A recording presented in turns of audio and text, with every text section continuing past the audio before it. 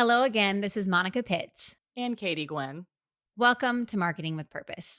Now, I am so super duper excited to finally have Katie back with me again. This is our first virtual recording session. It's exciting.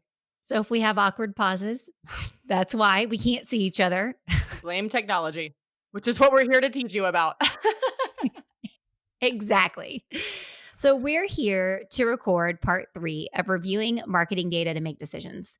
Now, we plan this series to empower marketers and business owners to lean into their marketing data because I find that people just straight up ignore their marketing data because they're uncomfortable with it. They don't know where to start.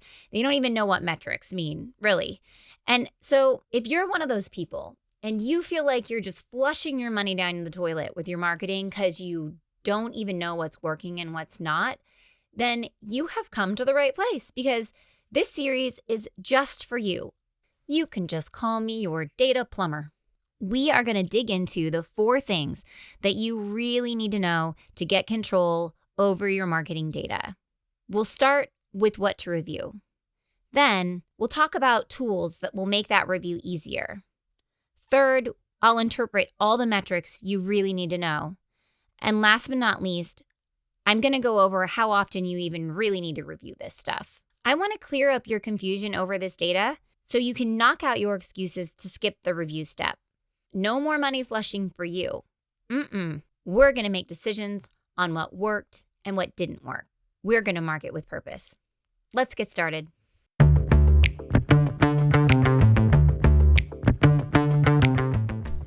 If you're a natural-born marketer, you're one lucky son of a gun. If you're like most people, marketing, especially online marketing, is about as appealing as standing in a police lineup. The May Create team of creatives has transformed websites and digital marketing from craptastic to fantastic since 2005. Our podcast, Marketing with Purpose, makes sense of marketing so you can make purposeful decisions instead of carrying on with the same old crap you've been doing. And now your host, Monica Pitts, founder of May Create, with another episode on how to make your marketing not suck.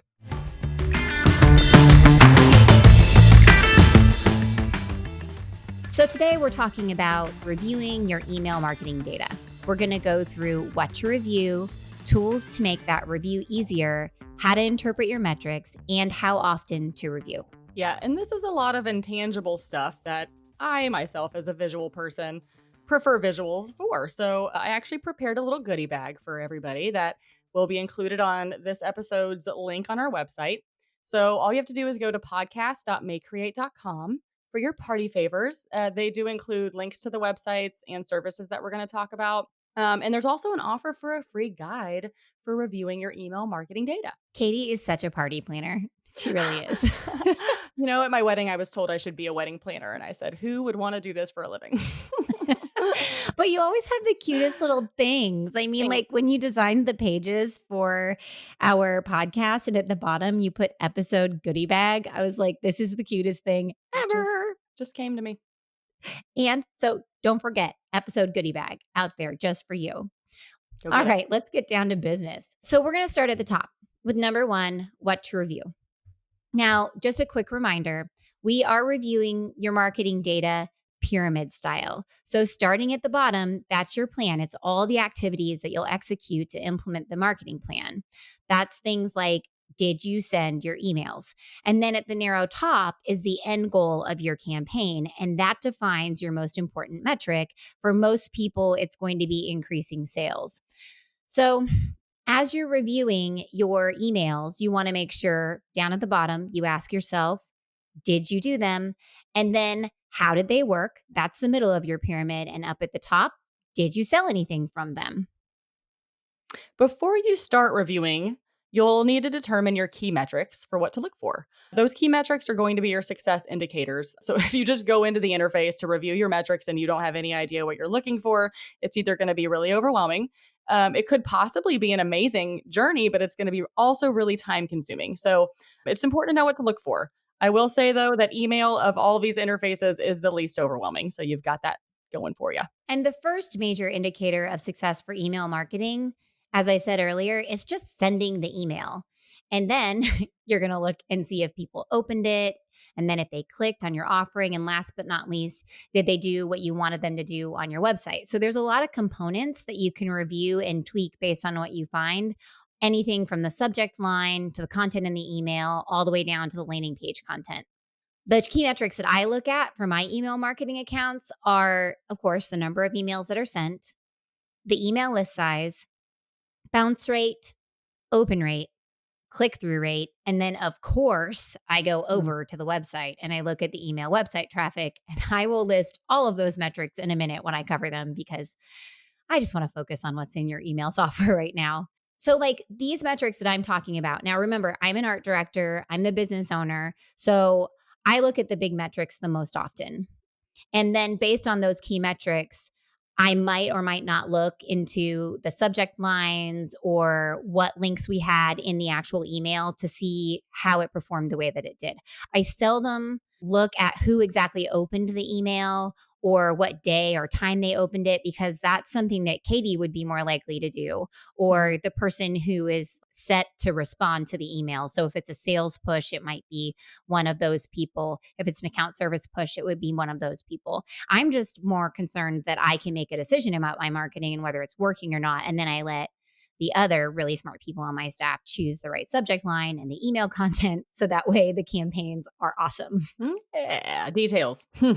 Okay, moving on to number two, tools that make it easier. With so many other things that we've spoken about, there are lots of tools to make your life easier. And with email stuff, it's, you definitely need to have Google Analytics because you're going to want to look at it and see what people did on your website. Mhm. And then Mhm. I always like looking at stuff using Google Data Studio because it gives you a very nice, picturesque, sortable interface. And then you just have your email software, right?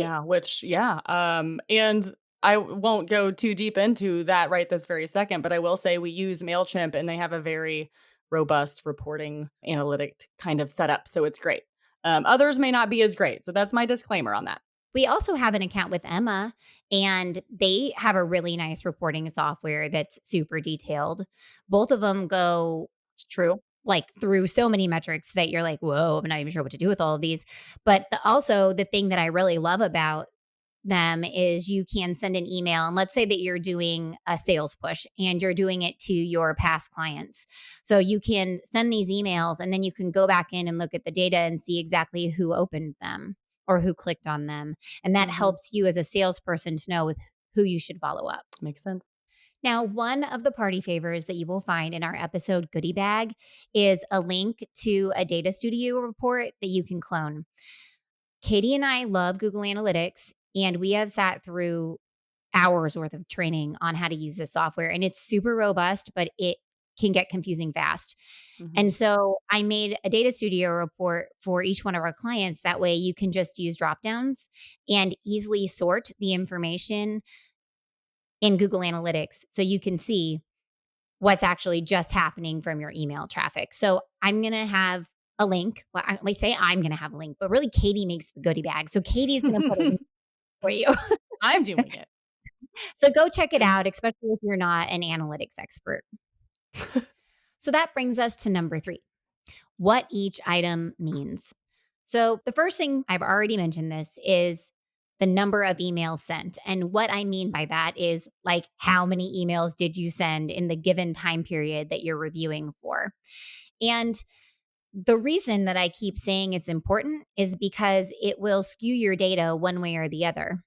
If you send 5 emails or 50 emails, there's a difference in the amount of activity that comes from those. And if you're looking at it over the course of a month, you could get much different data back.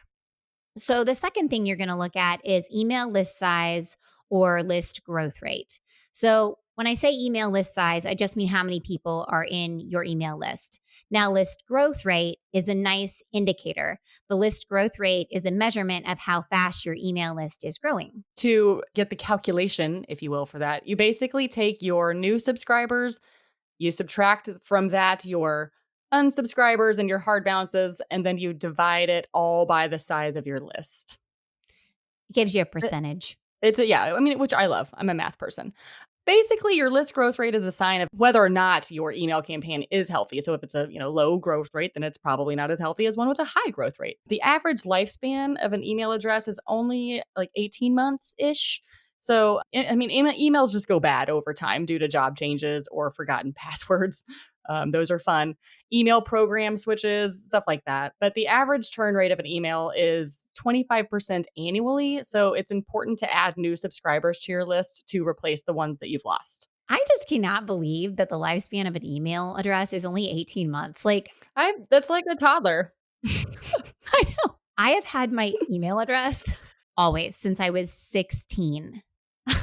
That's crazy. I know. No, like I guess the standard lifespan is like in dog years to your email. It really is. Is that right? Is that the right analogy? I don't know.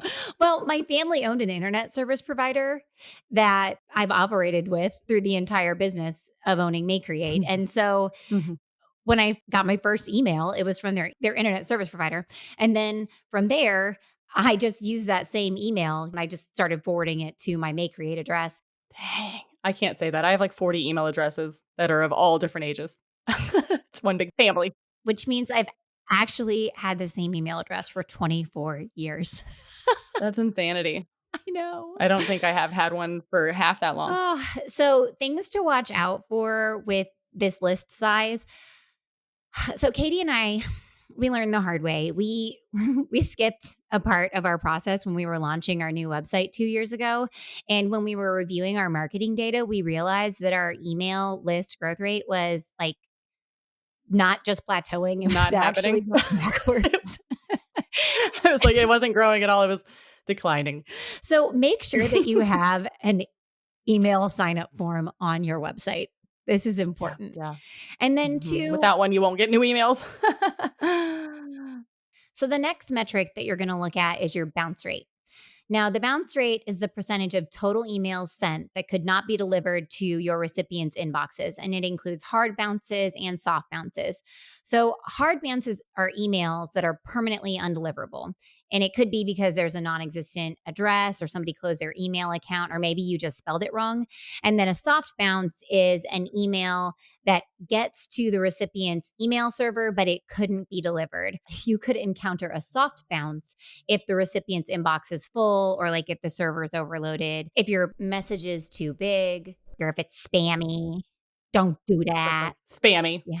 It's marked as spam. Ew, not the meat. Not the meat spam. If you want to calculate your spam, and Not your spam, your bounce rate. you want to don't calculate your spam. Don't calculate your spam. It's all 100% awful. Your bounce rate, though, if you want to calculate that, you take your hard bounces, which is what Monica was saying is the permanently undeliverable, and you divide those by your list size. So the really nice thing about the bounce rate measurement is that it's kind of sets the stage for your email campaign success or failure. Because if you can't get your messages to your recipients, they won't be able to click on anything in it or read any of the cool words that you wrote. But I will say that bounce rates, they vary by industry and list size, but should always ideally be under 5% if possible. 2 reasons why bounce rates can be really high. One would be if you buy or you borrow a list from somebody, could have a really high bounce rate because they might not be accurate emails. And then the second one, which you shouldn't do that anyway. That's lame. Those people didn't Yeah. say they wanted to talk to you. You're kind of like, That grosses me out. it's lame-o. Don't gross me out. Don't gross me I out. think we did a podcast about this once. I think we did too. Yeah. Long ago. I guess we could look it up. We have a website we could look at. Yeah. Yeah, I'm pretty sure that we covered this stuff underneath 6 tips for crafting a killer email. That's episode 5. You can go check it out there. Podcast.maycreate.com. Also, okay, so the second reason that your bounce rate might be super high is if you just haven't sent an email out in a while, because once again, that, 18-month window of an email address being good, people might have switched jobs or something and they're not receiving that email anymore. So then you would have a higher bounce rate if you're not sending often. Okay, so the next piece. So the next metric you're going to look at is your open rate. Your open rate is the percentage of recipients who opened and looked at an email. And a lot of people rely on it, but it isn't really the most accurate measure of your email marketing success or failure. It's not a super complicated metric either in terms of how to get to it or get that number. You want to take your email sent subtract your bounces from that, and then you take your emails opened and divide it by that number. So let me repeat that in like order. Emails opened divided by emails sent with bounces subtracted from how many emails were sent. I mean, visually it makes more sense than describing it. So I apologize. But what's nice about it is it'll show you how much your audience cared about your email, how many people opened it. And so that's really good to know. And on average, an open rate for a campaign can be anywhere from 20 to 40%. I will say it just depends on the quality of your email subscribers. So it's not always a true measure of your success in terms of your email campaign. Now, the reason why it's not reliable is because if you don't include images in your emails, then you can't measure your open rates. When an image downloads, that's when it considers the email to be opened. Hmm. And some mobile devices read email in text format only. And so if somebody opens your email, it might not be reported back as opened.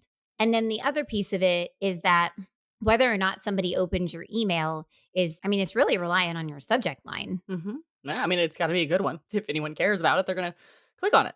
There's some really nice features in multiple different email providers now where you can test out two different subject lines and it'll send them out to part of your audience. And then depending upon which one behaved better, it will send the rest of your audience the email with the favorable subject line. So you might consider using one of those because really, like, that's the first trick. Yeah. After you send the email, you got to get people to open it. And Yeah. whether or not they open it is completely dependent upon your subject line, I feel like. I agree. Do you think that open rate varies at all based on the time of day or day of the week? I don't know. I mean, I was looking over a report that was offered on Campaign Monitor, and they have pretty specific metrics on it. I didn't dig far enough into it to really be able to answer that question. Part of me thinks yes, and part of me thinks no, because I don't check my email all the time. I'm not in it constantly. So you can send me an email today, and I might not get to it till tomorrow because I've already finished checking my email for the day, because that's how I operate in my email. But if you're somebody who's in your email all the time, then it might matter to you. I do wonder as well, like the difference between your work email and your personal email. So if they're business to business versus business to consumer, I would think that varies because I'm only in my personal email when I absolutely have to be during the day or really in general. But work email, I'm in it, out in and out all day. So I would be more reachable there if that makes sense. Yeah. So then, if I'm hearing you right, I feel like you're saying time of day and day of the week doesn't matter quite as much in your personal email because you're only in there when you're in there. And Right. then it's even more important that they have a good subject line because you're less likely to open emails because there's so many of them because you're not in there very often. Yes. And I have so many right now, especially with school emails and all that stuff. So make your subject line good. Oh my goodness. The school emails, I get like 4 a day. I get like plus dance and all whatever my daughter's doing right now, whatever either one of them is doing virtually, we get like 40 emails a week for both of them plus school. So anyway, you see my point.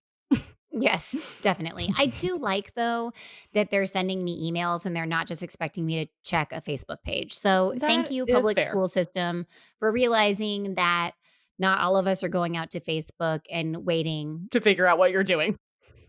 for you to post something. Yeah, exactly. Thank you for alerting me via email, which is something that I use regularly. All right. So the next part of your email marketing metrics that you're going to look at is the click through rate. The click through rate is the proportion of subscribers who clicked on one or more links in an email message. Yeah, it's a really easy metric to calculate. It's just your total number of clicks divided by your emails delivered. Um, the click through rate can help you determine if your email is relevant, if the message that you're using is compelling to the recipient, if it compels them to take any action.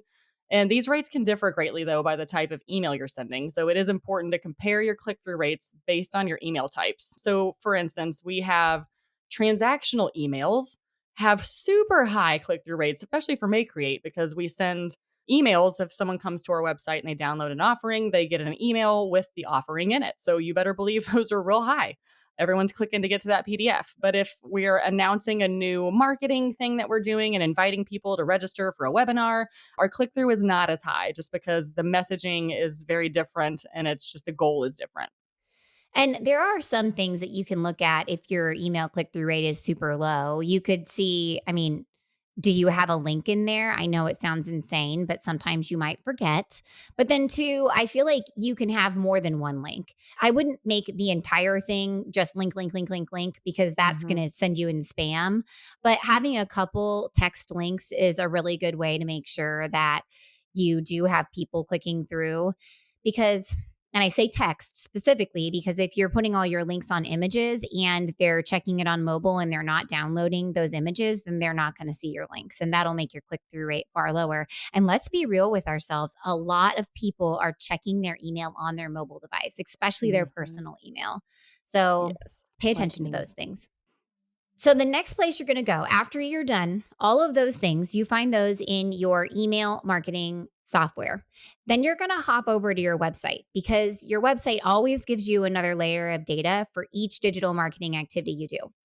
And digital marketing is tricky because it has so many parts. So, for example, you can review how many visitors come to your website because of your email and how they interacted with the content on your site. If people are opening your emails and they're clicking through, then you've got the email creation part down. You're like killing it. But if they're not staying on your site to read your content, then your website is actually where the problem lies. And you might not have looked at your website and you might just be looking at, oh, look, people opened the email, but there's nobody converting. So there must be something wrong with your email. No, your email is great. It's your landing page that's a pile of crap. So, To put it bluntly. yeah. Hey, I'm saying, I'm just over here telling it like It it could is. just be mildly stinky, but for the most part, this one's a pile of crap. Oh, it's so much fun. Yeah, it is. All right. So, the challenge though with tracking email on your website, let me say that differently. You're not tracking email on your website. You're tracking visitors that arrived on your website by clicking on a link that's inside of an email. Mhm. This is tricky because sometimes Google Analytics recognizes that traffic as coming from an email, and other times it recognizes the traffic as coming from a referral source. So you get it mixed in two different places in email and in referral sources. I know this because I'm crazy and I was digging through referral sources on an online giving campaign that we run. And I was like, wait a second, that's Gmail. That's Outlook. That's the university email. That's the hospital email. Okay. So I could go down the list. But what it was is all these people were on webmail and they clicked on the link in their webmail. And then when it came into Google Analytics, Google said, oh, well, that came from a website. So it's a referral source. Oh, man. And that was a lot of traffic from the emails that we sent. So I compiled a list because next year when I go through and audit all the email traffic from this campaign, I want to make sure that I can filter it all by these URLs and I will include that list. Well, I say once again, I will She's give trying to that take list my to job. Katie. I will give that list to Katie and she will put it in your goodie bag so that way you don't have to sort through. It's super good though, because that email list that we were emailing was to over 5,000 people. So we got a lot of different webmail providers in that list. So Clickers. Yeah, yes, exactly. good, Now, if good. you're sending your stuff through MailChimp, there is a box that you have to check that will I mean, it basically sets up tracking. yeah. So it will properly track each campaign that you send through MailChimp once you have it set up. But first, you have to hook up your analytics account with MailChimp. And then for each email that you send, you have to check the box, or else it's not going to record that it was part of that email campaign. Yeah, it's fun. You even get to name whatever the tracking is. You get to just put your own label on it, so it's fun. You have all that control. And if you don't label it, it will come back with a string of letters and numbers, and you will have no idea what it is. That says MailChimp automation _1. Well, what was that email? Well, it was automated. Don't We let it know that. automate, yo. Put in the name. Yeah, you want your emails to automate, not your tracking labels. So when you're in Google Analytics, you only want to look at the traffic that came in from email. So the first thing that you're going to do is sort your traffic. So of that data, first you're going to look at sessions. That's going to let you know how many people actually arrived at your site because of your email. Then you're going to look at the time on site and the pages per visit. And those two things are going to tell you how people behaved on your site. You want time on site and pages per visit to be pretty close to, if not better than, the way people behave when they come from Google, from organic search. Because those organic visitors are usually the people who are out seeking knowledge and looking to make buying decisions. They came to your website because they searched for something that brought them there. So they came of their own accord. If people get to your website and they're not spending hardly any time on the page and they're not going to any other pages, that means that the content that you provided them either is misaligned and it doesn't deliver on what they thought it would. That's not good because we wanted them to go and take action. So the next thing that you're going to look at is device. As I said, there's so many people checking their email on a mobile device. And if people aren't behaving well, then maybe your website sucks for mobile. And you should probably go look at that landing page and see what it looks like on a mobile device. But then also you can tell, oh my gosh, 50% of this email traffic came from a mobile device. So I need to really make sure that I format that email to look really good on mobile. Most email marketing softwares have the ability for you to adjust your display on mobile. So then the next thing that you'll look at is events and conversions. So if you have conversions or events set up on your website, you just want to see what email brought in the most conversions. And if you have money attached to it, you can see which ones are creating the most revenue. Like, for example, we know that of all of the emails for the month-long giving campaign that we run for our local nonprofits in December, the emails that Katie makes bring in the most money out of any emails. Whoop, whoop. Because I can see it in Google Analytics. Yeah, because Katie Love is it. pretty much BA. Mhm. Yeah, I do it all by myself. I don't have anyone's help. It's all me. That's a lie. It's a whole team of people. She's an island. It's fine.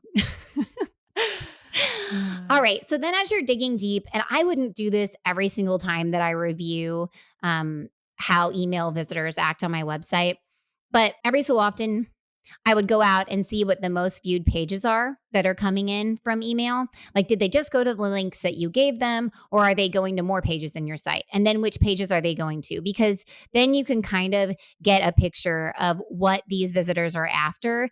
And if they're only going to the one link that you gave them, why? Did you not ask them to go someplace else? Because sometimes when you send out an email and you're asking somebody to buy, they're not ready to buy. So give them other step that they can take. Maybe you look at your pages and realize you never gave them the alternate step to take. Read more or download this free guide. All right. So now we know what to review, right? We know what our key metrics are, and we know what tools we're going to use. So how often are we going to do this?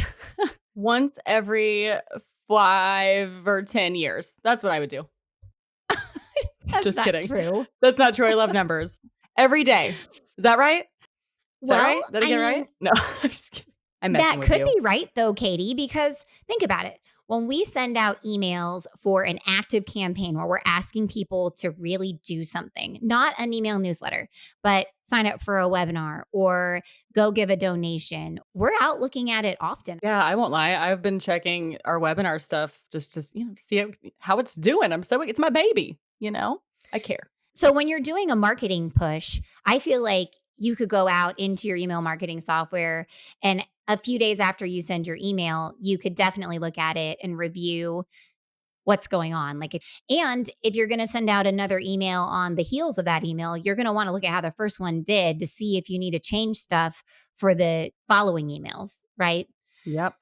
But if you look at it right away, right after you send it, then you're going to miss a lot of action because not everybody opens the emails right away or checks their email promptly. Now, if we're not doing a marketing push and we're just sending newsletters, then we're going to review that data monthly. Mm-hmm. Yeah. Weekly sounds like a good idea if you're real small and you don't have a lot else going on. But we're busy people, so we look at it monthly. And we only have 4 emails a month to look at for those, so it's not anything too overwhelming. And we keep it in a spreadsheet so that way we can see month over month what happened, if it changed. And It's helpful because then we can look at that data and go, oh, wow, this month we did a lot better than last month. What was the information that we sent out this month versus last month? And kind of see what our audience is more into. Because really, we just want to send more stuff that they like, right? Mm-hmm. I realize if you have not been doing email marketing for a long time, then you're not like us. You don't have all this information to compare month over month, right? So if you're new, or even if you're existing and you haven't looked at it for a while, you should probably look at industry benchmarks. For example, if you're in the construction industry, then you would probably have an average open rate of around 22%. If you were in marketing, you would have an average open rate of around 17%, while if you're a nonprofit, it's closer to 25%. So even if you've been doing it forever, it's good to look at the industry benchmarks. Is this like an all-encompassing average for, transactional and promotional and newsletters and then all of the goodness together? The numbers that I just quoted are from MailChimp. And so they are all of the emails that are sent from the industry of construction or marketing or nonprofit. Yeah. So it would be all of it. It would be both. So D, all of the above. Yeah. Because Gotcha. you're right. I mean, yeah, Different types of emails have different open rates. I'm curious. I send a lot of different kinds. So when I'm benchmarking, I like to know because we have our client list and then we have our newsletter list, and those are very different rates. So I just wanted to clarify. Yeah. Our clients are much more likely to open their emails Thank you, clients. because they know us. They care about us. Thank you guys. You know?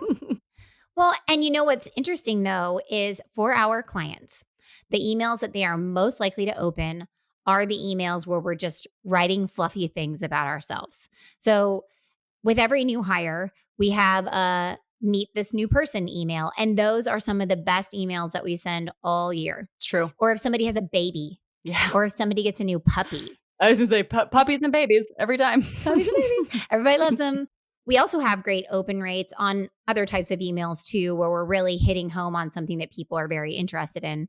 And that's why you review your data. So that way you know, hey, these people are interested in this stuff. I should write more things like it. Now, if you want to go out and find benchmarks, MailChimp, as I said, offers email marketing benchmarks, and we'll include that link in the goodie bag. And then Campaign Monitor also has their ultimate email marketing benchmarks for 2020 by industry and day. And that one is pretty robust, and they have like pictures and stuff in there. So, kudos to them. It looks really nice. There's just something about the word ultimate that gets me excited. I feel like I need to like study it, like a term paper. Whoa. That sounds really boring. Now, the other thing to note too is the frequency with which you send your emails will definitely impact the way that people interact with them. So we did a science experiment where for 1 year, we emailed everyone every time that we wrote a blog post. And then we flipped over and we sent one email a week that had links to all the blog posts that we did that week in it. And what was interesting is that really over time, it all evened out. Like what we were trying to do was raise our click-through rates. But over time, it all evened out. And I think one of the reasons why it evened out was because Katie started really paying attention to what the title of the email was going to be. So even though we automate our email marketing, Katie, and I'm talking like you're not even in the room. Hey, Katie. I'm right here, Monica. Yeah. Hey, can I tell it? Yeah, Can I tell the do story? it. Tell them. I sound like my kids. Tell it. I want to tell. So basically, we will release up to 2 blog posts a week is our goal. And the way our email campaign is set up to go out is it sends automatically on a certain day at a certain time. It's tied to our website. So it looks at our website and it's saying, hey, website, what have you done in the last week? I'm going to put you in my email. The most recent blog post that's published before that email goes out will be the subject line of the email. So we just time it in a way that hits that email so that people who see the subject line will open it and do some clicking around in there. So she picks what she feels like is the very best of our blog posts to publish right before the email goes out. So that way, the title of that blog post is actually the title of our email. And that does help with open rates. I'm saying. Yay. Yay. I'm doing my job. That was not very succinct. Hopefully everybody followed that. It's hard out there sometimes. Okay, so before we think of any other crazy stories to tell you, let's wrap up, right? So, no more excuses. You now have what you need to review your email marketing. You know what to review, you know the tools to make it easier, you know how to interpret your metrics, and you also know how often to review.